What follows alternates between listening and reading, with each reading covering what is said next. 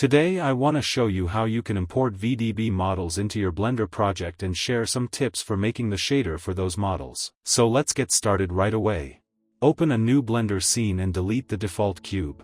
To add a new object, let's press Shift and A, go down, and select Import Open VDB. Now go to the folder where you have your VDB files saved. To import the files as an animation, select all of them and press Import. There's a link to the model I will be using down in the description of this video, but this should also work with any other VDB model. Now back in Blender, you should see some kind of box. This is still empty as we are at the first frame of the animation. Go to the timeline at the bottom of your screen and select a frame you like.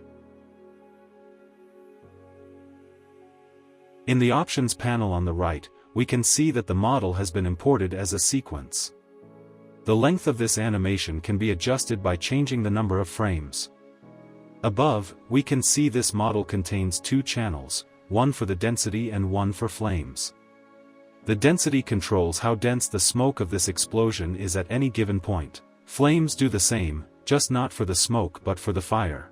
To see the model in the viewport, we have to switch the render engine to cycles, and if you have a GPU, select GPU compute for our rendering device. Now we can add a material and switch into the rendered view to make the model visible. As you might have noticed, we can see the smoke, but the fire is still not being displayed. To fix this, let's open the shader editor. In the default principal volume node, we can already control the density of the smoke. Higher values lead to dense smoke. In the next step, press Shift and A, and search for attribute. This node gives us the option to get the flames data of the imported model. Type in flames in lowercase and add a math node. Connect the factor output to the math node and set it to multiply, then connect it to the emission strength of the principal volume node. When using higher values in the math node, we start to see the emission on the model. To give it more of a fire look, go to the emission color and change it to some orange or red tone.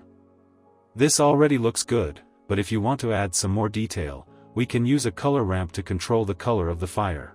So just import a color ramp with the attribute color as the input and connect it to the emission color. Now you can play around with some colors as you like. For this model, I found that the more of a yellow tone with some red on the lower end looks the best.